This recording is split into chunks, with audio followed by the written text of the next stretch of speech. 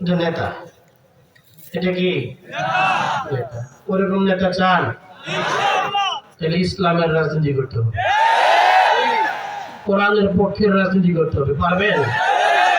কোরআনের জন্য, ইসলামের জন্য যদি ভোট হয়, কোরআনের পক্ষে থাকবেন না বিপক্ষে? কে কে কোরআনের পক্ষে থাকবেন দেখায় দেন আল্লাহকে। আল্লাহ কবুল করেন।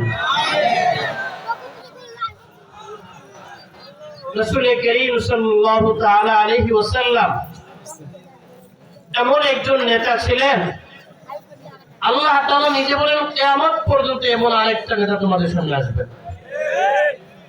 এমন আর নেতা আসবে না। কিছুক্ষণ পরে হযরত জাবের রাদিয়াল্লাহু তাআলা আনহু কানে কানে এসে বলছেন, ইয়া রাসূলুল্লাহ, যে অবস্থা আপনার দেখলাম, আমার ঘরে ছোট্ট একটা বকরির বাচ্চা আছে, আমি একটু আপনাকে আর কয়েকজনকে 5-7 জন খেতে পারবেন ছোট্ট বকরির বাচ্চা একটু দাওয়াত দিতে চাই, একটু মেহরবানি করে দাওয়াত কবুল করেন। দুপুরবেলায় আসতে আমার ঘরে 4-5 জন নিয়ে চলে দেন। তাহলে যাদের এই কথা বলছেন, বলার পরে নবীজি বলছেন, যাবে এক কাজ করবা, পাক বসাইবা চুলা থেকে, কিন্তু তরকারি আমি আসার আগে নামাইবা না। আমি আসার আগে চুলা থেকে খাবা, তরকারিটা নামাইবা না, রান্নার কাজ চালায় যাবা। হাড়ি যেন নামিয়ে না ফেলে, হাড়ি চুলার উপর থাকবে আমি আসার আগ পর্যন্ত। ঠিক আছে রাসূলুল্লাহ। আস্তে করে হযরত জাবের বের হয়ে যাচ্ছেন, আল্লাহ রাসূল একজন নাকি ডাক দিয়েছে, একটা দিকে আসো। সবাই কাজ করতেছে, সবাই মাঝখানে যায়, জোরে একটা এলান দাও, আজকে দুপুরে জাবেরের বাড়ি দিয়ে সবার দাওয়াত। হযরত জাবেরের মাথা মতো নষ্ট হয়ে গেছে, সর্বনাশ করে দাও। এখানে তো প্রায় 1000-1200 লোক, এখানে প্রায় 1000-1200 লোক, এত মানুষ নিয়ে গেলে আমার উপায়টা হবে কি? একটা বকরি বাচ্চা 1000-1200 মানুষ চলে? 10-15 জন হইলে ভালো করে খাইতে পারে, এর বেশি হইলে তো টানাটানি। নির্ধারিত সময় যখন হয়ে গেল, সরকারি তো আলম নবী সাহাবায়ে কিরামের কাফেলা নিয়ে হযরত জাবেরের বাড়ি হাজির হয়ে গেছে। আল্লাহ রাসূল ঘরের ভিতরে ঢুকলেন আর হযরত জাবেরের বিবিকে জানায় দিলেন, তুমি ওই চুলার পার থেকে চলে যাও, আমি যাই। আল্লাহ রাসূল শাহিদারকে ডাকলেন, কে কি খাবার বন্টনের কাজ করবে, খেদমতে আসবে, আসো। 10 জন 10 জনকে ঘরের ভিতরে ঢুকাও, খাওয়াও, আর বের হয়ে যাবে, আবার 10 জন ঢুকবে। আর এই পাতিল থেকে আমি খাবার দিচ্ছি, 10 জনের করে খাবার নিয়ে যাও, খাওয়ায় যাও, আর তারা বের হয়ে যাবে। 10 করতে করতে একেবারে সকল সাহাবায়ে কেরাম তৃপ্তির সঙ্গে খাবার খাইলেন, চলে গেলেন আপন কাজে। আল্লাহ রাসূল সাল্লাল্লাহু আলাইহি ওয়াসাল্লাম জিজ্ঞেস করলেন, যাবে এর চুলার মধ্যে হাড়িটা একটু চেক দিয়ে দেখো। তো যাবে বলেন, তাকায় দেখি যে পরিমাণ গোশত আগে ছিল এখনো সেই পরিমাণ গোশত রয়ে গেছে। সুবহানাল্লাহ। কিন্তু নবী এখনো খান নাই। আমি নেতার পরিচয় দিলাম, আমার ঘটনা মূল মাকসাদ না। নেতা এখনো খাইছে না, এটা আসল নেতা। রাতের বেলায় নবী করিম সাল্লাল্লাহু আলাইহি ওয়াসাল্লাম শুয়ে পড়ছেন, এপাশ ওপাশ করেন, ঘুমান না। আম্মা জান আয়েশা সিদ্দিকা বলতেছেন, ইয়া রাসূলুল্লাহ, ব্যাপার কি? আপনি কোনো অসুস্থ না? অসুস্থ নাই, কোনো, আমি ভালোই আছি। ঘুমাচ্ছেন না যে? অনেক রাত হয়ে গেল। বলে, আয়েশা, আমার কাছে সৎকার যে কিছু মাল মুদ্রা আসছে, আমি তো এগুলা সবাইকে বন্টন করে দিয়ে দিছি। এখন 2-3টা মুদ্রা আমার কাছে রয়ে গেছে, যেটা আমি দিতে পারি নাই। ওই বালিশের নিচে মুদ্রাগুলো আছে, এই জন্য আমার চোখে ঘুম নাই আছে। সুবহানাল্লাহ। বাড়িতে যে আগামীকাল পেয়ে সুবহানাল্লাহ।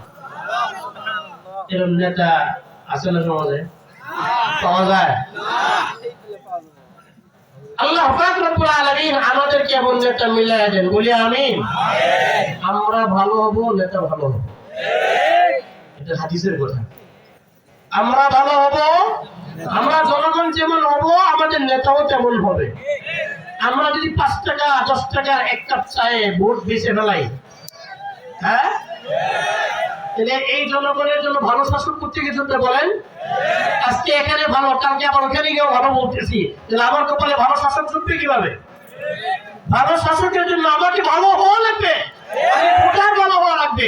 আমার ভোট পবিত্র না, তো আমার ভোট পেয়ে নির্বাচিত হবে, সে পবিত্র হবে কেমনে? তার পেটে পবিত্র মানুষ হবে কেমনে? সে আমার এলাকাকে পবিত্র রাখবে কেমনে? আমাকে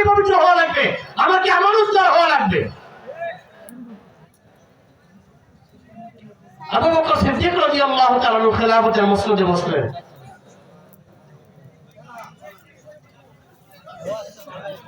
আবু বকর সিদ্দিক যখন খেলাফতের মসনদে বসলেন তো সকল খেদমত আর দায় দায়িত্ব ভাগ করছে। ওমর রাদিয়াল্লাহু তাআলা আনহু উনি দেখলেন আবু বকর নিজের জিম্মায় কোনো কাজ রাখেন না। ব্যাপারটা কি ওনার ভিতরে ঢুকছে। এরা দুজন তো আগের থেকে প্রতিযোগিতা, কার থেকে বেশি রেখে আমল করবে।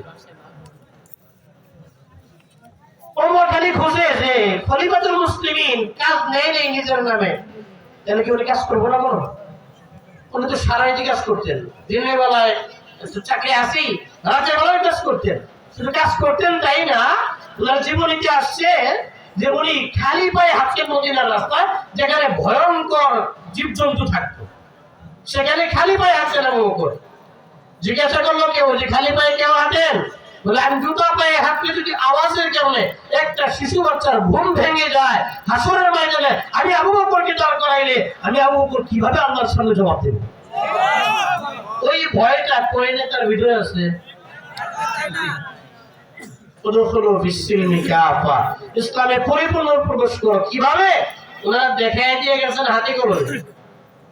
হযরত ওমর রাদিয়াল্লাহু আনহু খেয়াল করলেন মদিনার ভিতরে একজন বিধবা নারী এমন আছে যে বিধবা নারীর খেদমতের দায়িত্ব কারো কাছে যায় নাই। চিন্তা করলেন যে এই খেদমতটা আমি আঞ্জাম দেব। সকালবেলা চলে গেলেন বুড়িমার বাড়িতে।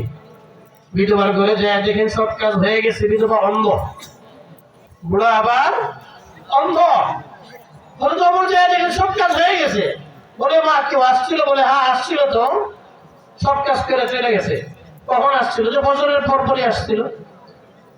এরপরের দিন হযরত ওমর ফজর নামাজের সালাম ফিরে তোর যে বিধবার ঘরে চলে গেছেন, যায় দেখেন আজকেও কাজ শেষ। ব্যাপার কি? কেউ আসছিল? হ্যাঁ আসছিল তো একজন যুবক।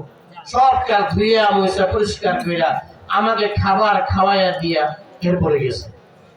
কখন আসলো? বলে আজকে আজানের পরে, নামাজের একটু আগে আসছিল। হযরত ওমর পরের দিন আমার আজান দেওয়ার সঙ্গে সঙ্গে রওনা দিয়ে বিধবার ঘরে চলে গেছে। যায় দেখেন বিধবার ঘরের কাজ সব শেষ। আরে কি নেতা হওয়ার জন্য কাজ দিয়ে আগে প্রতিযোগিতা না, আগে নেতা হওয়ার পারমিশন না, আগে কাজ করো। ইসলামের নির্দেশনা কি? আগে কাজ করো পরে নেতা হও। ইসলামের পরিষ্কার ফর্মুলা। আমি ইসলামের ফর্মুলা বলতেছি, কারো বিরুদ্ধে না। যে যেদিকে তাদের কোনো লাভ নেই। টানাটানি বেরেন না, টানাটানি করলে জাহান্নামের ঘরতে পড়বে। যে এগুলো করে শেষ করছি আমরা সব। আসেন নির্ভেজাল ভাবে কোরআনের পক্ষে আসেন, জীবনের জন্য কিছুটা পুঁজি হবে ইনশাআল্লাহ। হযরত ওমর রাদিয়াল্লাহু আনহু